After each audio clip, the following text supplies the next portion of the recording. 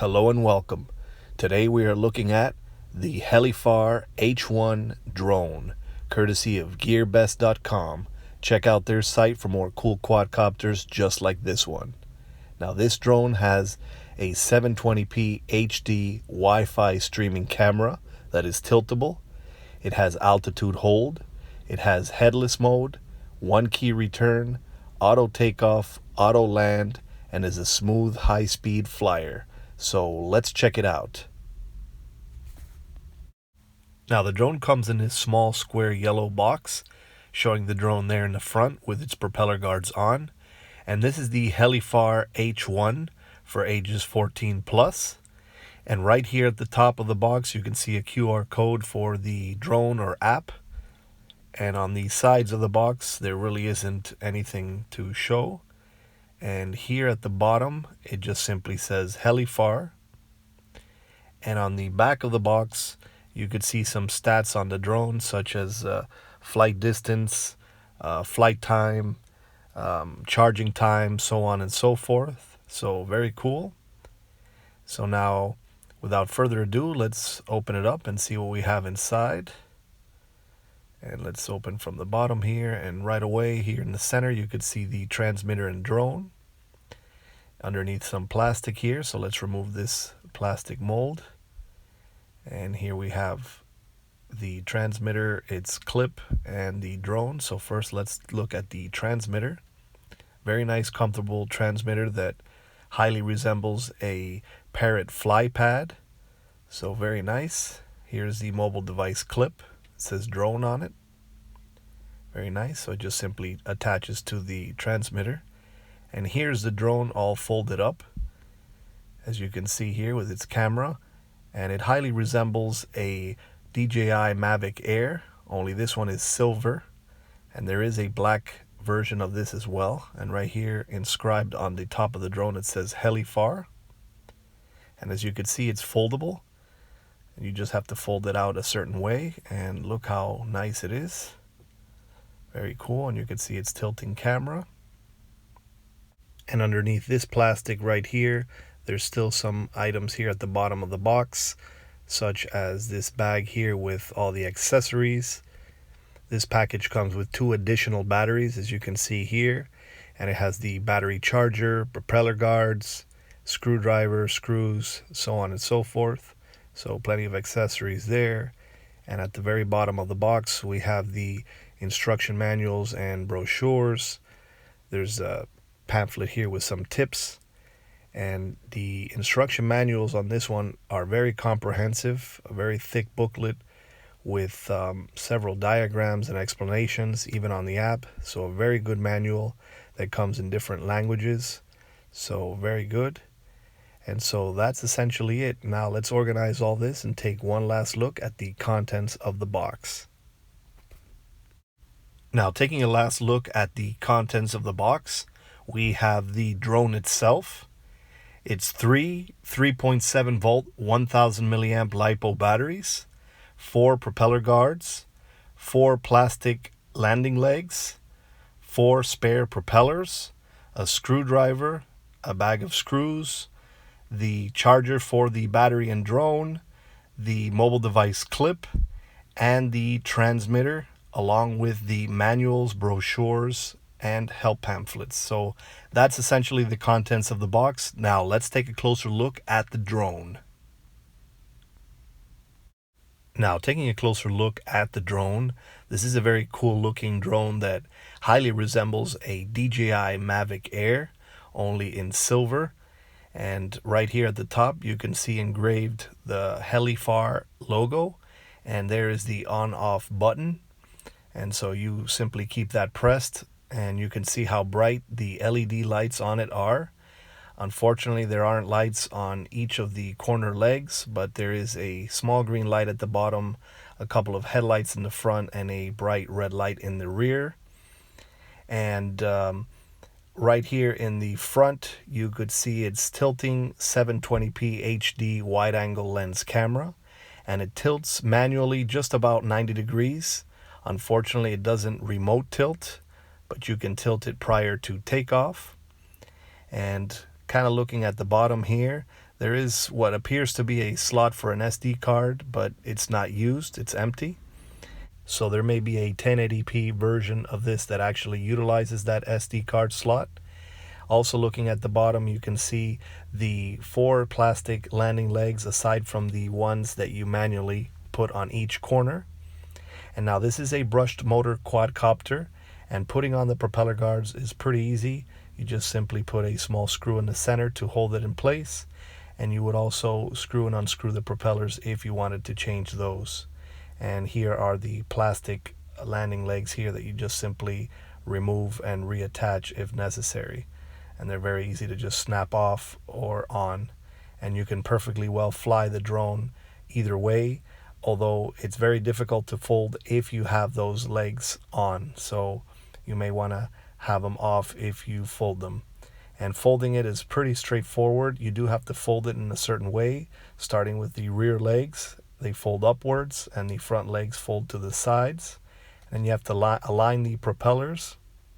And as you can see, this is how it looks when it's all folded and compact, very sleek and nice. And so unfolding it is also very easy as well. You just fold them back out and they just snap into place. There's no latches or anything to connect. And now looking here at the back at its battery bay, you just simply pull out the battery. It fits very tight in there, so sometimes it may give an issue pulling it out or putting it in. But taking a look at the battery, this is a 3.7 volt 1000 milliamp LiPo battery, and it uses this proprietary USB charger. And you just simply plug it in here on the side, and you'll notice a light indicator that it's plugged in and charging, and it'll go out once it's fully charged. Now the charge time on this is around 60 to 80 minutes, and it provides the quadcopter with around a 10 to 12 minute flight time. And there are sets of this drone that have 1, 2, or 3 of these proprietary batteries included. One last look here at the bottom, you can see the Wi-Fi antenna and 2 megapixel HD 720p wide-angle lens camera. And that's essentially it for the drone. It also does resemble the Dongming X12 drone.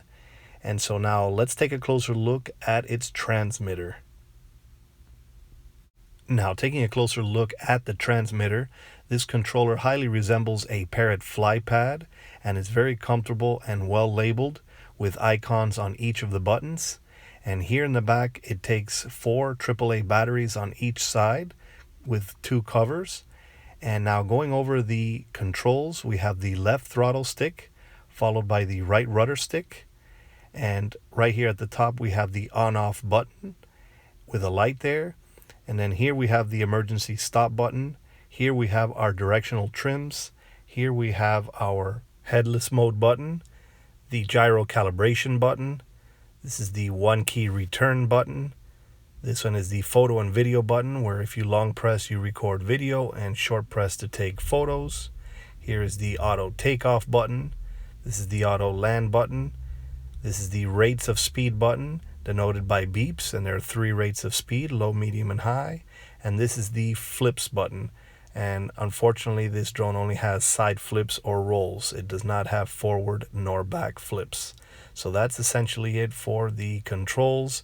It does have this optional mobile device clip that you simply snap into place right here through this little opening, and there's no need to screw anything in or do any sort of installation. You just simply snap it on and you can place your mobile device. And unfortunately it is very tight in there, so not enough room for a very large mobile device. Just a cell phone, definitely not a tablet. So that's essentially it for the transmitter. The transmitter does provide the drone with around an 80 to 100 meter range of control. So now let's look at setting this up for its first time flight and its app. Now, setting the drone up for its first time flight is very straightforward. Once you have a fully charged battery inserted into the drone, along with fresh batteries inserted into the transmitter, you would first start out by activating the drone by simply keeping its on-off button pressed here at the top until you see the blinking lights. Then you would turn on the transmitter by pushing its on-off button right there at the top, and it will automatically bind out of the factory. No need to move the throttle up and down. And it is recommended to calibrate the gyros initially while it's on a flat surface. So you simply press the gyro calibration button and you'll notice some quick blinks and it will be fully calibrated. So now we have the drone bound and calibrated. Make sure it's done while on a flat surface and not moving. And now let's connect to the drone's Wi-Fi and use its app. So once in your mobile device's Wi-Fi settings, you want to look for an entry that says HTS and it'll have a serial number. And so once you find that entry, you simply connect to that, and there is no default Wi-Fi password or anything. So you'd simply connect to that, and then you would proceed to launch this app right here, which is HTUFO right here, and it's in both the iOS and Android app stores, and it has that black icon. It's HTUFO. So you'd launch that and you'd be greeted with this main screen. And you have a few options there at the bottom of the screen. There is this help or instructions setting here, or section, where you could view all the help of all the icons. Here we have some settings where you can change certain parameters, and it is highly recommended to have the 720p preview enabled. So you'd have better resolution there for the 720p preview. But this one right here in the center is where you want to start out. And right away we have a live feed with the drone, as you can see here. Pretty good clear feed, pretty decent latency, I guess. And the FPV range of this is about 30 meters. And now going over the app a little bit, we have right here on the upper left corner the back arrow to go back to the main screen. We have our photo button, our video button. This is our photo gallery button, where we can access our saved photos and videos. This will enable the virtual controls, so you can fly this with just your mobile device. That will enable the altitude hold. This will enable the different rates of speed. This will enable accelerometer mode. This will enable the special features such as turning on or off the lights. And then right here we have our left throttle stick and our right rudder stick, the 360 flips, the voice commands to fly in a certain direction. This is the emergency stop, the auto takeoff, auto land, trims. And then we have the reverse button to flip the live feed if necessary. This will split the screen to put in FPV mobile device goggles. This will enable waypoint mode, so you can draw a pattern where the rudder is and it will simply fly that pattern. And then we have the gyro calibration button. And then we have the accelerometer mode, as mentioned earlier, where you would simply tilt the device in the direction you'd like the quadcopter to fly. And then we have our headless mode and our one key return buttons. So that's essentially it for the app. Overall, a good quadcopter, a very agile and fast, smooth flyer.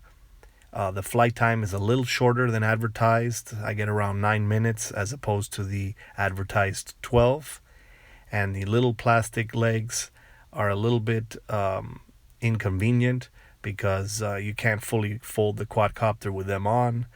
But aside from that, it's a very smooth flying, agile quadcopter, and I'm sure a lot will find it very fun. So let's take it out for a spin and see how she performs.